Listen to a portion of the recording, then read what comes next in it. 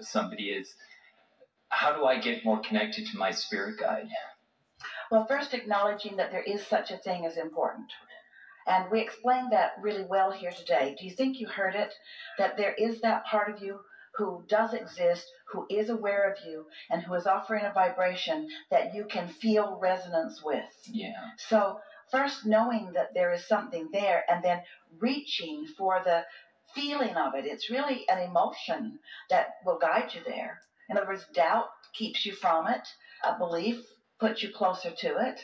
Because I've been doing meditation, and I've been getting, more kind of centered and balanced, and I find that I feel cooling in my, forehead and stuff as I'm meditating, and I try to clear my mind and not try to force what's coming. And I'm just wondering, is there a way to get more of a connection from whoever my spirit guide is or source to communicate to me? Or there's a distinction I want to help you to understand.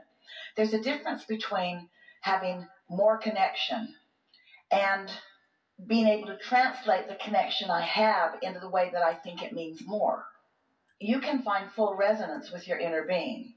When you are loving someone, you could not be more fully connected. But what happens to so many of you is that you want to make it more than you're ready to let it be. You want full dialogue and complete answers to questions to come. And what we want you to realize is that you are able to acknowledge or witness or receive whatever you're ready to receive. So it's not that your inner being is not aware of you, and it's not that your inner being is not projecting to you in a way that you could receive, but you have to do some vibrational preparation in order to be ready to receive, and then that reception evolves to the degree that you are ready. And so it'll evolve. It absolutely will, but you get in the way when you try to make it more right now than you're ready for. All right, I meditated, I've been here for 20 minutes. Give me the answers to the questions that I've been presenting to you. But sometimes, in fact, often, you receive an impulse. This is such a good conversation to have. Not only because so many are wondering about it, but because it gives us an opportunity to speak about the evolution of every desire. You have put incrementally through the living of life your requests into your vortex about all things. I want to feel good, and I want to be of value, and I want to be uplifted, and I want to be an uplifter, right down to all kinds of specific things. I would like to live in this area, and I would like to have these kinds of things to do. In other words, you have broad and specific intentions that you've been putting into your vortex, and that creation has been evolving. It has been becoming.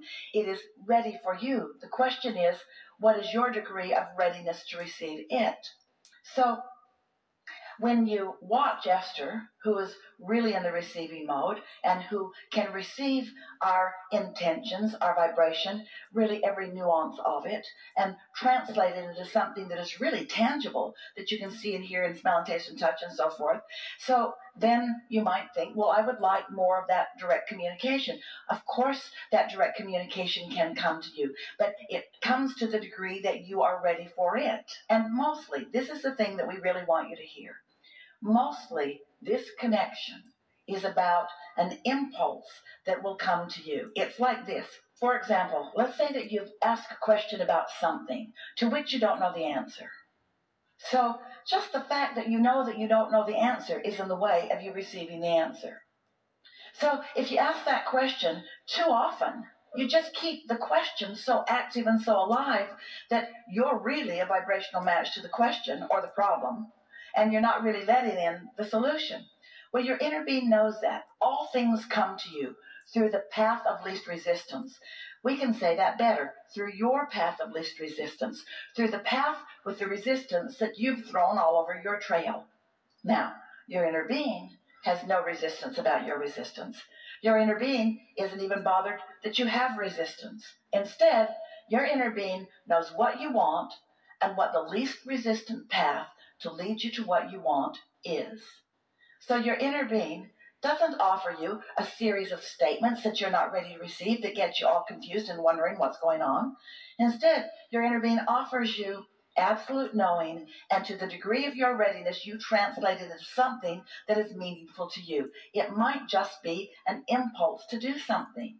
Now, here's the thing. This is where faith or trust from your religious world, faith, meaning you can't see it, there's no evidence of it, but there is a vibrational knowing of it or understanding of it that has yet to be realized by you. It's being presented to you, but it is yet to be realized by you because your realization of it has to do with your readiness for that. And I've started to experience some of that just in the last 4 or 5 months, seeing that whole thing of knowing things that could be possible and then seeing them actually manifest. So the way it comes, though, it's more tangible than you might think. In other words, this looks, to some of you maybe, a little mysterious. Why is Esther talking about herself in third person? Who is Abraham really? What is all of this? But when you, through meditation is really the best way, happens through appreciation and love too, but if you really want to have a tangible, progressive evolution into your receptivity, meditation is really by far the easiest and the fastest way. So you've meditated and you've come into alignment, and you don't get a stream of thoughts, let's say. Instead, you just feel like you'd really like to do something. And it just sort of drops as an impulse or a desire or an intention into your consciousness. And as soon as you come out of meditation, you just really have a strong feeling that you'd just like to take a walk maybe, or like to go to a specific place. Something came into your mind and you really wanted to do it. Well, if you don't spend any time trying to figure out, well, of course, it was an idea about going to Starbucks. I always want to go to Starbucks. Don't spend any time trying to figure it out. Just, if you can, follow the impulse. And when you follow the impulse and something happens that is meaningful to you, like you exchange a really nice smile with someone, and you may think, well, that may have been enough. Don't try to figure out why you had the impulse to go there. Just follow the impulse to go there and let whatever follows follow. So we've been saying to you in this format for quite a while that we understand the laws of the universe. We know them so well. We know where you are, each of you, in relationship to every single thing you want. And we can see a clear path to it. But even if you were to sit in this hot seat and we were to say, it's important that you stop doing that and you start doing this, you could not necessarily hear it because words do not teach. And we don't want to assign you behavior. We want you to receive the impulse from the broader part of you, because we are not wanting to encourage your dependency upon this format of us being translated by Esther. We want to introduce you to your own guidance system, to something that is real for you. So you hear these words, and maybe you begin to feel resonance with the idea that you are more than this physical body and that there is something that you could be connected to. And maybe you find resonance as we visit, that your emotions let you know how well aligned or not you are to this broader knowing. And maybe we can convince you a little bit through dialogue that clarity is a much better thing than confusion, and happiness is a much better thing than sadness, and love feels much better to you than hate. We can get your juices flowing a little bit.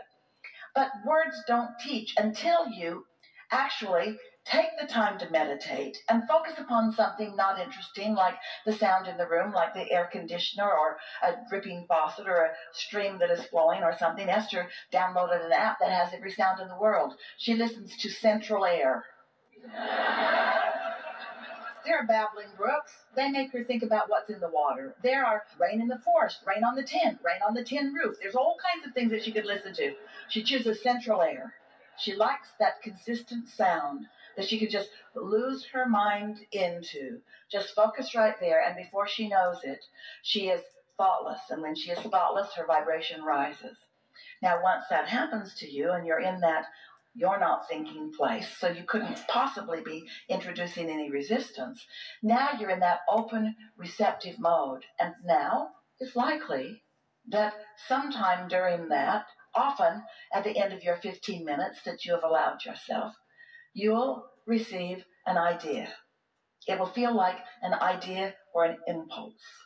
And it is our encouragement that you just follow that out. Just see where it goes, and then do it again the next day and the next day. And what you will begin to notice is that your inner being has clear insight, is offering you clear vibration. You are receiving impression to the degree of your ability to translate it into specifics, and it doesn't matter if you can only translate it generally. It doesn't matter. The specifics will show themselves to you, and in time, you will have absolute knowing that you've already done step one, you've already asked, your source has already done step two, it's right there ready for you to receive, and now you do the only thing that matters at this point. You get into the receiving mode and you receive. And you don't pass judgment on how well you received, how important what you received was. Instead, in an attitude of faith, if something occurs to you, you follow it out. And as you follow it out, then it's not long into this game of meditation and receiving and following it out that you are able to acknowledge the exact correlation between your open receptive mind and the thought that came to you, and your ability to translate that vibration into more and more meaty, satisfying thoughts just gets better and better and better. Mm-hmm. I had a wife who committed suicide. Is there a way of connecting with her that would be different than other parts of Source? In time, but that would be the most difficult thing at first. It's been a while since she... It's all right, but we're happy that you introduced this into the conversation, because it lets us say to you something that is so important. We love you so much, but why do you always start with the hardest things? I've got this really important thing, and I'm going to meditate, and I'm going to get the answer to this.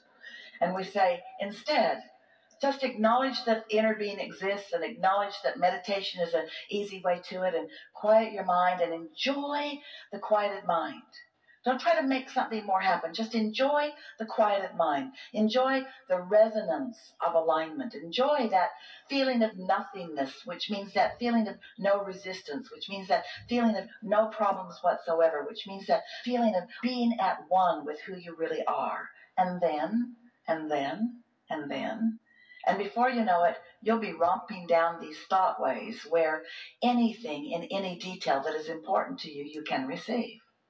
And then there may be certain impulses that something that came to you might be more something that she would do, or something that then you have more realization. Well, you see, but what's happening is you're getting down the road too far and too fast on a specific subject. We want to say, let's have this conversation about hooking up. And lots of things will come from that, and eventually that too. And then you say, okay, but when that comes, will it be like this? And we say, well, we just want to talk about hooking up and finding resonance and having all kinds of experiences that give you the confidence. Because you know what happens the first time that you receive and you say, was that really you? Did I hear you right? I better go check this with Abraham and get some confirmation about it. And we say, when you're ready, you're ready. And when you're ready, you'll know you're ready. And so don't try to be ready before you're ready. And you know why you want to be ready before you're ready? Because you think there's some competition about readiness. I got to meditate and I got to get ready. Why? Because I got to receive things. What kinds of things? I don't know. Just things. I got to receive things. I got to receive important things. I got places to go, things to do, people to see. I need things. I need things. I need to receive things about things. And we say, no, you don't. No, you don't. Just chill out. Just let yourself be in resonance with your inner being who adores you, who knows how ready you are for whatever it is that you're asking for, and he will give you to the degree of your readiness. And that's a nice thing, because you can't receive beyond your degree of readiness.